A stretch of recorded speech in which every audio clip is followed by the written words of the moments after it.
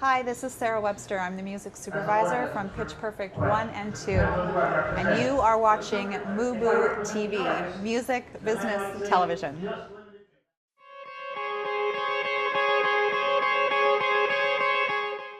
Hi, welcome to Sync Summit 2015. We managed to catch up with Wallace Collins, music attorney out of New York. Wallace, thank you so much for joining us. I really appreciate it very much. Nice to be here. I wanted to ask you, there's been so many things going on, and we've been talking about some of the changes. Let me ask you, from your point of view, when does an artist need an attorney? Well, I think the most fundamental level is when they're asked to sign anything. And usually with a new client, or when a client asks that question, my kind of stock answer is, if anyone asks you to sign anything other than an autograph, you should really have a lawyer look at it first. Okay. Because the odds are that whatever they're asking you to sign is asking you to give away something, and maybe you don't understand exactly what that is. Okay. Not to couch it in good and evil, but it's just, hey, if we're just going to be friends, let's just do it on a handshake or do a verbal agreement.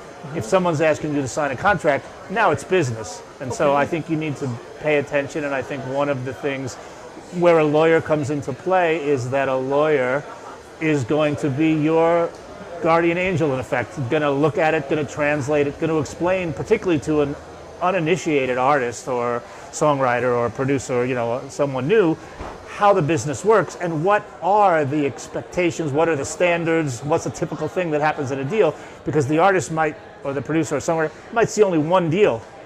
I've seen hundreds of them, maybe thousands of them. So when you show me yours, I can look at it and we can talk about it, and I say, well, this is a little too unfair, or that one's a little too in favor of them, and this one's a little more, we can make this better. And again, there's 101 degrees between yes and no. It's not just take it or leave it. It's let's figure out where the middle ground is, what's fair enough for you to live with and for them to agree to do the deal too. So any kind of agreement, any kind of thing you want somebody to sign, wants you to sign, that's when you need to have an attorney look at it. That would be my advice. Okay. And I think it's important, wouldn't you also agree that it's very important that it's not just any attorney, but a music attorney? That I always feel that that's a very important distinction to make. Yes, and I agree. I mean, again, not to be cliche, but one of the things I've said on panels when people ask about it is I say, you need an entertainment lawyer, someone who's experienced with record contracts, or I do some television and film, a website as well, but somebody who knows copyright and trademark, who understands that area. They do call it practicing law, but you don't want them practicing on you. You don't want Uncle Charlie, who really does real estate law, to come in and try to help you do the music, because he's not going to understand some of the stuff that those of us who do it every day see right away. When bands are starting out, is it your opinion as an attorney that they should have a band agreement, some kind of working contract between the members that state ownership of name, agreements between the members, or do you think that that's not necessary until something starts happening? What's your assessment on that? I mean, not to over-lawyer the situation, but I think if the band is going to starts to become a business and starts to make money and starts to buy a PA system and maybe invest in a recording studio or invest in recordings, and they're selling CDs and making T-shirts and doing performances, and maybe they buy a truck to move the equipment around in and start to own assets, it might be, I usually suggest it's a really good idea, even if it's a simple agreement, because once two or more people get together to do business, they're partners. Whether they know it or not, they're partners. And there's certain state partnership laws that come into play, and I think you can make your own agreement, but if you don't make an agreement, then if somebody leaves and has a dispute, you don't have as much control over what they have the right to do. To use a simple example, say the sound system. Say there's 4 people in the band and they each contribute $1,000. And when the one member leaves, legally he has the right to say, well, I either give me back the $1,000, buy me out because I own that asset. Or if you don't have the money to do it, sell the asset and give me my $1,000, and that disrupts the business of the band. So, as simple as you can do it, but I would recommend that, again, 2 or more people getting together, starting to do business together, just put something in writing that explains who owns the name, If someone's leaving, what do they get? Do you have time to pay them back? If that $1,000 from the PA system can be paid out over 10 months, that's much better than if you have to pay it all back in a lump sum if you're a new struggling band, right? So. Okay. Another thing that comes to mind as you're speaking is songs themselves, in terms of the writing. So many sites, so many new platforms and new arenas have emerged in the last 10 years, primarily on the web, on the internet, Facebook. Is it your advice as an attorney that artists, or songwriters in particular, should be copywriting their material before placing them on any of these sites, whether it's their own website or Facebook or iTunes or anything? Yeah, I mean, it would be good practice. Generally, I advise clients, producers, songwriters, artists, if you're going to put it up in public, if you're going to start sharing it, if you're going to make a YouTube video, register a copyright in the music. And you don't have to do just one. You could do 5 songs. You could do an EP. You could do an album. You could even do 20 songs that you recorded, even if you haven't released them yet. You can do them under different forms with the Copyright Office. But it's really it's the minimum level of protection. But for that $45 fee or whatever it is per application, it's almost like an insurance policy, because you get a lot if you filed it before any problems happen. There's a lot of benefits, including if you have to get into a litigation. Well, first of all, if you're going to sue, you have to have a copyright form registered. So you can do it after the fact, but that is you've lost some rights. For instance, legal fees. If you haven't filed a copyright form, let's put it this way: if you file the copyright form and then someone infringes and you go after them and you win, you also get your legal fees paid. If you haven't filed your copyright before the infringement occurs, then the court can't give you legal fees. So right there, that can be for $45. That's a big return on your $45. So like I said, the way I look at it is I say to a client, if you believe in yourself, if you take your art seriously, this is the most fundamental federal law that protects you. But it does require, you own a copyright from the minute you file it, but you get additional, create it, but you have additional benefits if you register. And I suggest you register, protect yourself, and then there's a record that you had it before anybody else, and that comes in handy as well. You know, right before we started, you and I were discussing some of the more important aspects of contracts and agreements that have emerged and developed over the last 10 years. Can you talk about what some of those are? Well, there's several things that 10 years ago and more, we were more in a product selling business. And we talked about that a little bit. And I think, so you sold numbers of records, and the record label did the records, and the company did the publishing, which was the songs, and you had these different areas. As the digital world took over, things became more and more ephemeral, and you have downloads and one song at a time instead of an album at a time. And now you're going to streaming and YouTube and all those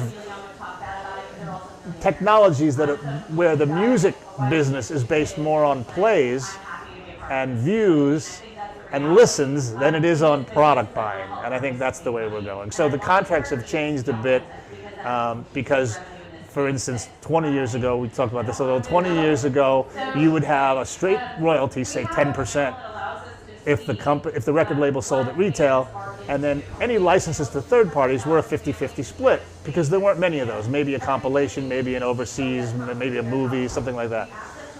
A lot of those bands turned around after the technology age and started suing the record label, saying, you can't pay us 10% for the iTunes download. That's a third-party license. You're not iTunes. You're licensing it to a third party. You owe us 50%.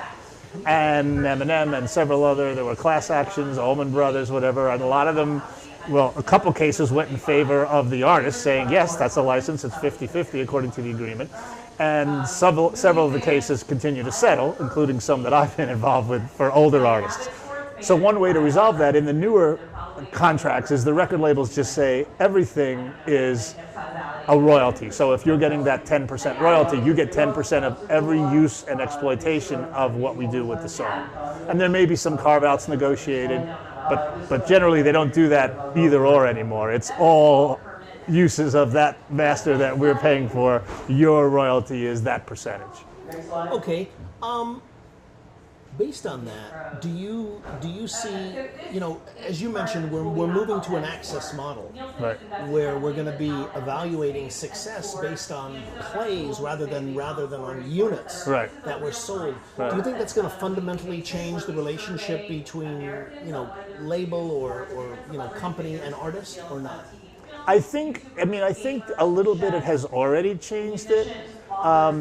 And I think it's gradually. I think the answer will be completely yes. I mean, as an empirical matter, right now, an artist can get directly to their audience, and so conceivably, any artist could now just go direct and put it up, through an aggregator onto iTunes and Spotify and everywhere else, can do a YouTube video and be direct to audience and not need a label. The problem, I guess, is that the labels have, because terrestrial radio and other such arenas are still important for the people to learn about music, particularly in certain genres like country and pop and even hip hop. And the labels just have the clout and the power and the access to radio. If you're a pop artist, going independent is very tough. You're really going to have to still go through the major record labels. So there is that need. But I could easily conceive that 5 to 10 years from now, as maybe terrestrial radio becomes less important and people are doing all kinds of streaming radio and really discovering artists through social media, which they're doing more and more, but it hasn't quite reached that point where, any of the new big artists, the really big, the Taylor Swifts, the Katy Perrys, Ed Sheeran's, there hasn't been a new artist of that top tier stature yet that's come completely without a major label, terrestrial radio. It may start on YouTube, it may start in those other medias, but in order to really get the wide reach, the labels still kind of reach that top tier of access to go from tens of thousands and hundreds of thousands to the millions. Okay. But that may not always be true. I think as the technology becomes more advanced, I think the artist will have the ability. The problem is, how do you reach the masses? Final question for you, Wallace. After listening to so many of the things that you talked about and so many of the new kinds of areas that artists, bands, songwriters need to know about, can you talk about why it's so important today for artists and bands and songwriters to be educated about the business aspects of their career? Well, I think if for no other reason than you won't see any more of those Where Are They Now shows on MTV about the guy who had a bunch of hits and has no money now and he's homeless on the street or something like that, because I think, whenever you have, what happens is you have a new person with talent encountering a business person with experience. Usually the person with the business experience gets the better end of the deal.